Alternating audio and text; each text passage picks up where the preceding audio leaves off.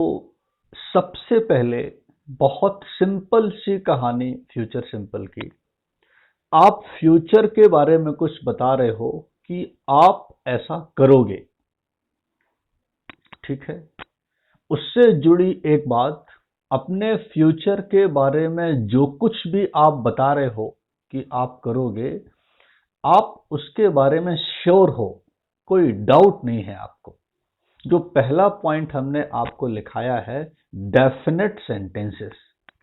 तो definite sentences की simple सी कहानी है कि आप जो भी कुछ कह रहे हो कि मैं ऐसा करूंगा, आप उसके लिए श्योर हो, आश्वस्त हो, आपके मन में कोई डाउट, कोई शंका नहीं है उस बात को लेकर। जैसे मान लीजिए जनरली हमारी बैच के बाद सुमित रोज डिनर लेता है, तो सुमित को कोई डाउट नहीं है उसमें। तो सुमित कहेगा कि सर मैं इस क्लास के बाद डिनर लूंगा, after this class I will take dinner. वो श्योर है इसमें। तो future simple will only be used when you are sure whatever you are talking about. If you are not sure, you are not supposed to use future. You are not supposed to use will.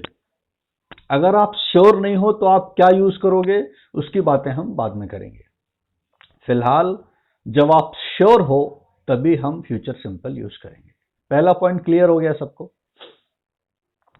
दूसरा point future simple में generally हम कोई ना कोई time mention करते हैं, जैसे हम पास्ट सिंपल में करते थे।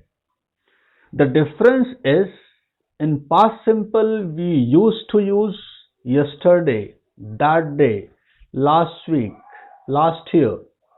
Here the things will be opposite. Here the timing can be tomorrow, next day, next week, next month, next year, after 2 days, in your birthday। कुछ भी हो सकता है। आप ये बता रहे हैं कि आप कोई काम करेंगे, जनरली उसमें कोई ना कोई टाइमिंग आती है ना। सिंपल बातें भी कह सकते हैं कि यार तुम्हारे जन्मदिन पर हम लोग इस बार कुतुब मीनार देखने चलेंगे। On your birthday, we will go to see Qutub Minar. We will see Red Fort. We will see चार मीनार, है ना। और मान लो जैसे वेदांत है, तो वेदांत ने सुमित को कहा कि सुमित, इस बार तुम्हारे जन्मदिन में मैं तुम्हें ग्रैंड पार्टी दूंगा।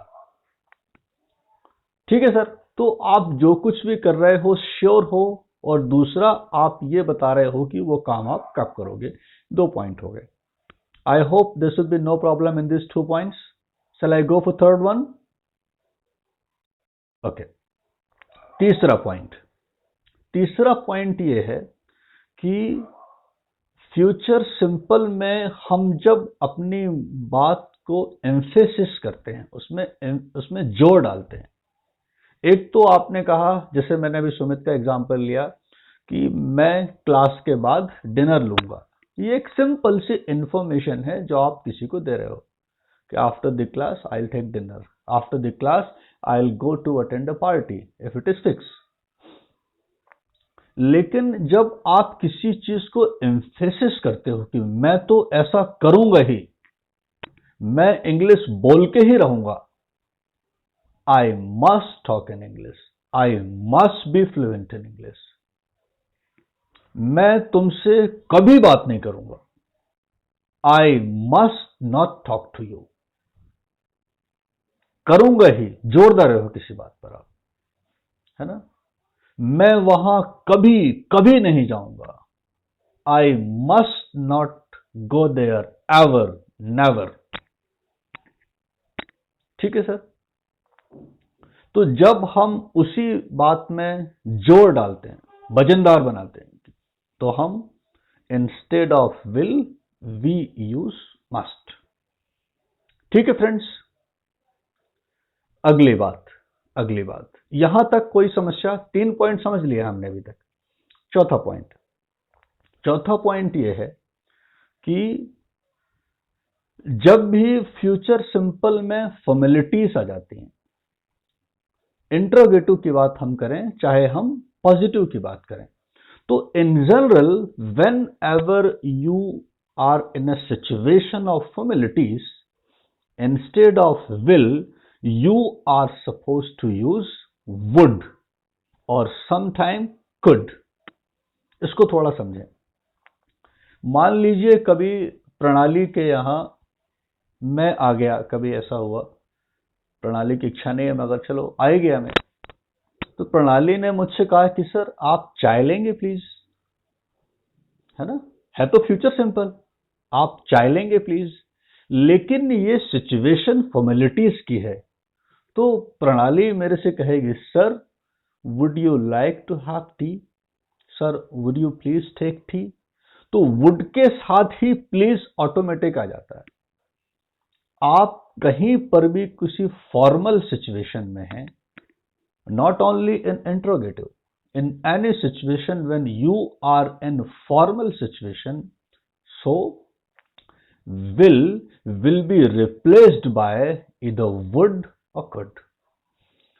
बहुत लोग बैठे हैं कहीं और आपको कहना है कि मैं इस बारे में कुछ कहना चाहूंगा, I would like to say something about this, formal situation है।